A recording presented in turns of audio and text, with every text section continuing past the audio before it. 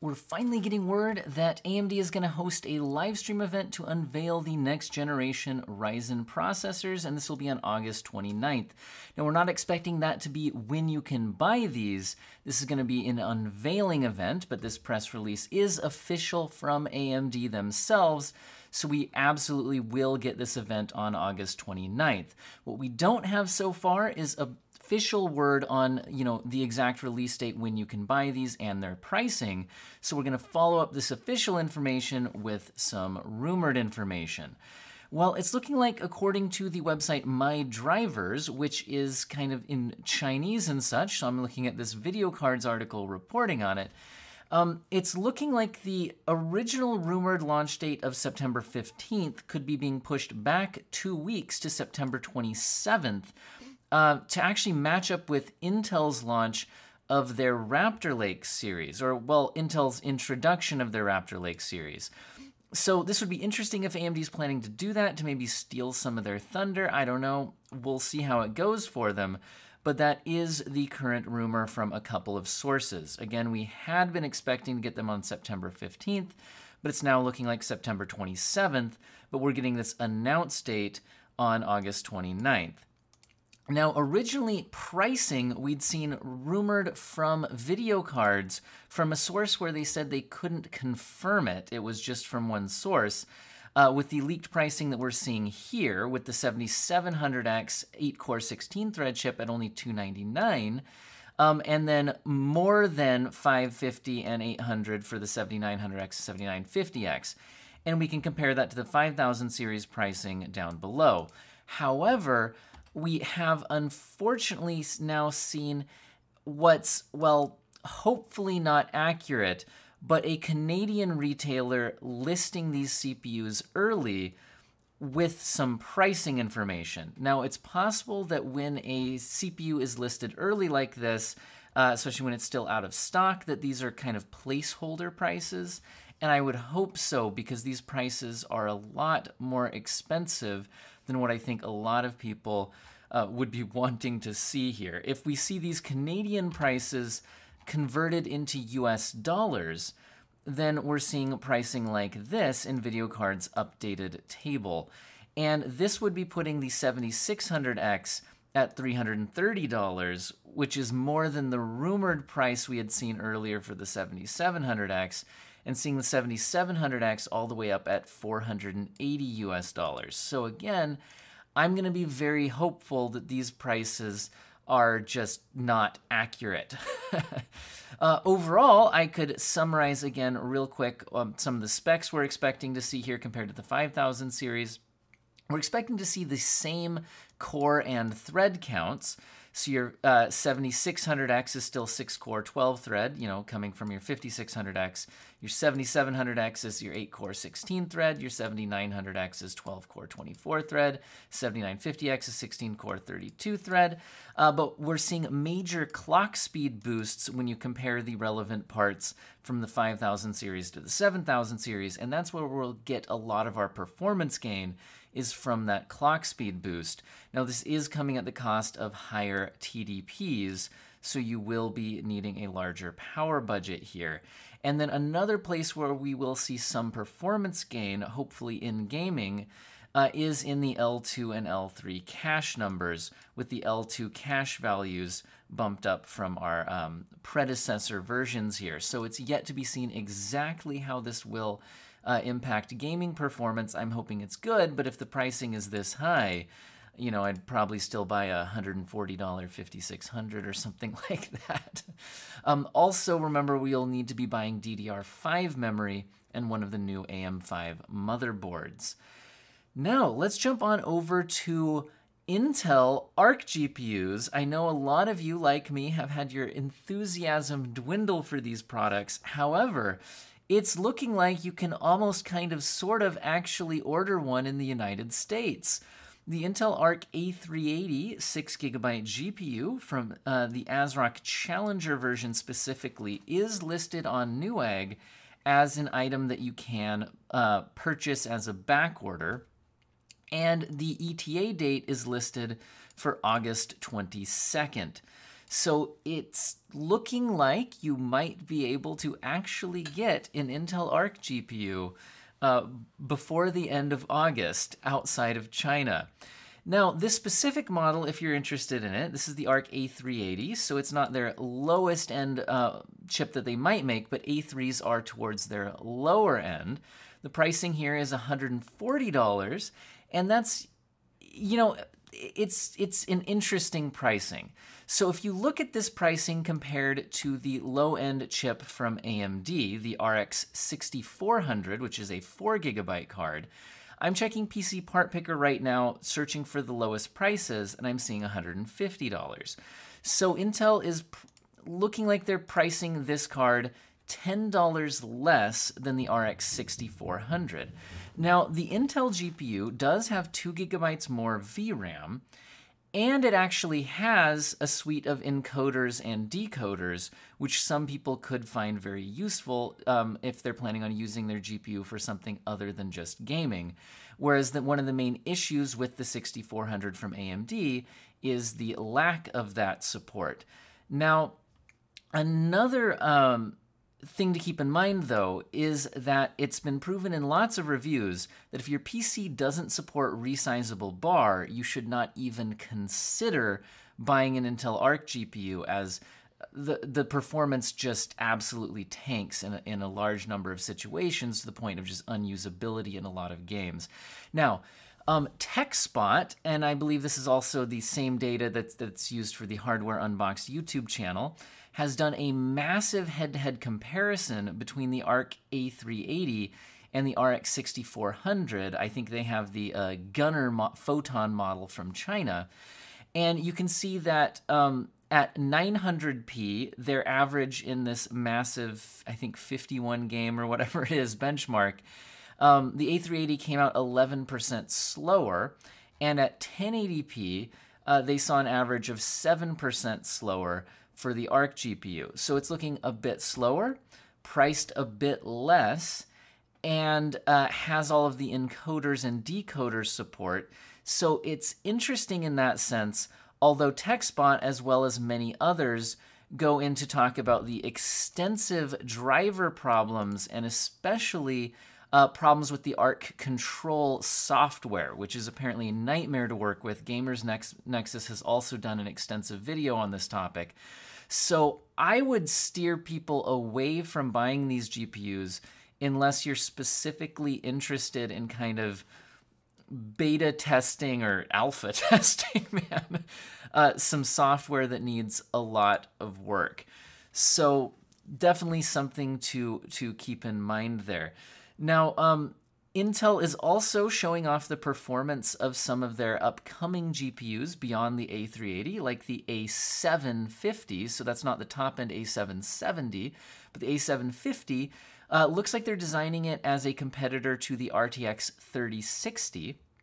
And this test data is from Intel themselves. So of course, take that for what it is. It's from Intel themselves, and they would obviously have motivation to make their GPUs look better. But in DX12 games, it's looking like in their data with 43 DX12 games. So, I mean, granted, that's a large data set. So if the testing was conducted fairly and they did give their test system data and everything like that, and it seems fine. So if there's no weird shenanigans going on here, they're seeing a 3% win at 1080p in DX12 games out of a 43-game average, and a 5% lead over the RTX 3060 at 1440p in DX12 games, again, those 43. And then they tested 6 Vulkan games and are seeing a 4% win at 1080p and a 2% win at 1440p. If you're interested in the full breakdown of all of the games and the performance, we've got a massive list here. Here's the 1440p high DX12 games average performance. And let's see, this is, yeah, I guess more of them. Wait, what is the difference between these two charts? Am I blind? Is it just it's just a different setting. It's just more of the games. Okay. Oh, and this is by FPS. and this one is as a percentage. So this is normalized where the RTX 3060 green line is a baseline of 100%, and then they're showing the relative performance of the A750 as a percentage. That's the difference. So, okay. I can understand charts, I promise. Anyway, so interesting. We'll see where their pricing ends up exactly. And the speaking of the pricing, we do have some possible information on that for these higher-end GPUs, and also kind of an interesting thing in general. So a long time ago, starting in March of 2021, okay, Intel had a scavenger hunt promotional event where you could compete to try to win a prize, with the top-end prizes being some of the A7 series Arc GPUs. Now, despite it now being August of 2022, these prizes have still not been delivered to the winners. And it looks like Intel is offering an alternative prize, which would be an Intel CPU. Now, I'm not sure how these prizes, how competitions like this and prizes like this generally work. Is it normal to offer a different prize? Or is this Intel being like, okay, we get it, guys. You probably don't want our GPU. Don't get mad at us. Here's the CPU. Or I don't know exactly the story behind this, but it could give us an idea of the pricing. Because the options here are a 12700K, which MSRP is at about $410, and a 12600K, which is around $290. And these would be the alternative prizes for the A770 and A750, respectively. So, I mean, if we take that to be, for example, the A750 will cost around $290, and then if it is then offering better performance, at least in modern titles, than an RTX 3060, that could be interesting. Here's the official, Intel letter to their prize winners, if you want to take a look at that over here at Video Cards. So, I mean, this is interesting. We'll see what happens. Like I said, though, if their software doesn't come in line, they would have to be at a really significant discount for me to recommend buying these, unless you're just kind of, I guess, interested in trying out something new. I had another slide here I wanted to look at. Where was it? Oh yeah, this is the one I was looking for. Now, speaking of older titles, so we're looking at, Intel's showing off newer APIs like DX12 and Vulkan, where their GPU is a lot more competitive. We've seen that the older APIs are a lot less competitive, and it's looking like officially from Intel, they're basically just not going to work on DX9 driver optimizations themselves. It looks like what they're going to be using is a emulation layer for DX9 to DX12. Okay? So officially from Intel, it looks like they say that 12th generation Intel processors, integrated GPU, and Arc discrete GPU no longer support D3D9 natively. Okay? So you can still run DX9 titles, but it's going to go through Microsoft D3D9 on 12 interface. So that's an emulation layer between the two. And maybe this will work fine, but I thought I'd report on that, as it's looking like there won't be official support here. Now, the Video Cards article here is following up with some interesting info, which is, a lot of the, for example, the top 3 games on Steam by current players are DX9 titles, although they do offer a DX11 version.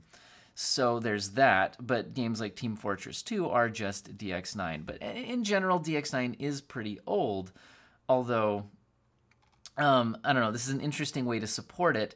Hopefully that works well, but it kind of looks like Intel's basically wanting to just focus on other stuff, because like they say here, since DX12 is a property of and is sustained by Microsoft, troubleshooting of DX9 apps and game issues require promoting any findings to Microsoft support so they can include the proper fixes in their next update. So to me, it just looks like the Arc GPU driver team is probably like, okay, DX9 can just be emulated on 12. We don't want to worry about this. Send your support issues to Microsoft. Not our problem. Anyway, Now, how about Nvidia? So Nvidia GPUs, we're seeing a couple of Chinese outlets. So I'm using the Video Cards article, which has been able to translate a bit of that and report on it, which are basically saying that from inside the GPU supply chain, which is where a lot of leaks come from, is somewhere in the supply chain. It's looking like at the end of August, Nvidia and AMD will take more aggressive actions to reduce the price of graphics cards. And it's saying of which Nvidia will cut prices more than AMD. Well, I would hope so, because Nvidia's prices are still currently a lot more inflated than AMD. So I hope this is true, but again, it's just sources from inside the supply chain. So we'll see what happens. But as we get closer and closer to the launch of the new GPUs, it feels like, you know, we really do need this to be happening, okay? And they do need to clear their stock. Now, speaking of clearing their stock, we're seeing Mega Size GPU on Twitter say that they're going to resume production of the RTX 3080 12GB version. We'd seen a while back that production of new 3080 12GB had stopped, but apparently it's resuming production. Now, why would this happen? Well, the GA102 GPU is the same one used in like an RTX 3090 or a 3090 Ti, but it's also used in the 3080, the 3080 Ti, and the 3080 12GB. So if you had, if they've produced chips that, you know, they'd like to sell these as 3090s if they could sell them and inflate the price, right?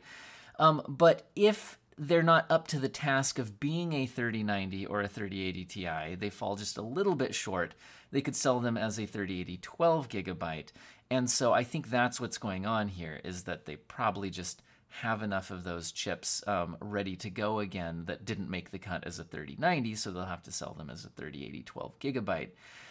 Now, how about some new AMD GPUs? Well, okay, there's this Angstronomics site, and to me, this seems fairly new. I don't know exactly what their track record is, but a lot of sites and YouTube channels are reporting on this leak from Angstronomics here, which is going into a lot of detail about the RDNA 3 graphics cards. So we'd expect this to be the RX 7000 series from AMD, and talking a lot about the infinity cache size and some of the specific sets and code names of these.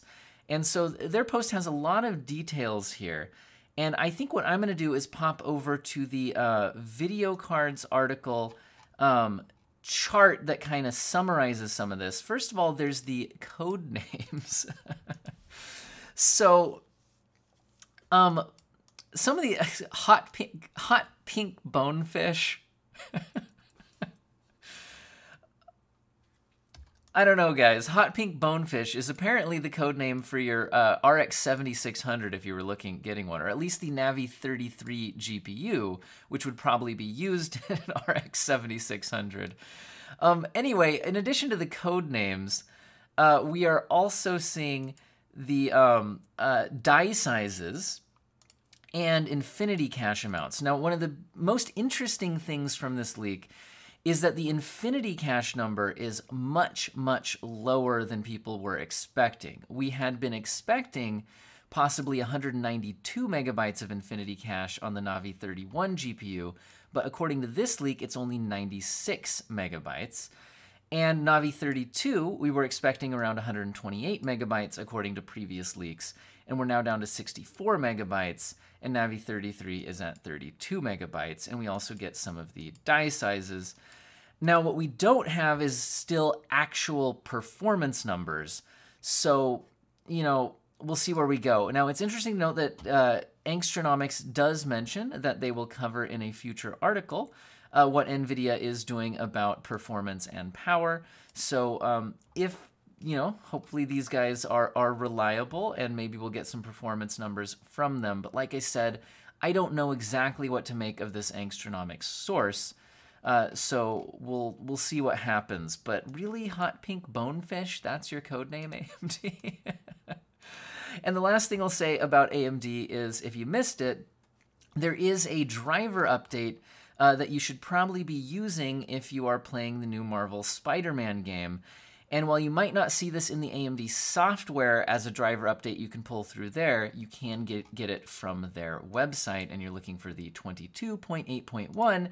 And since some people were asking about my RX 6800 XT testing I did in Spider-Man, was I using this driver? Yes, I was using this driver for the game. I guess I just didn't mention that in the video. I hope all of you have an excellent day.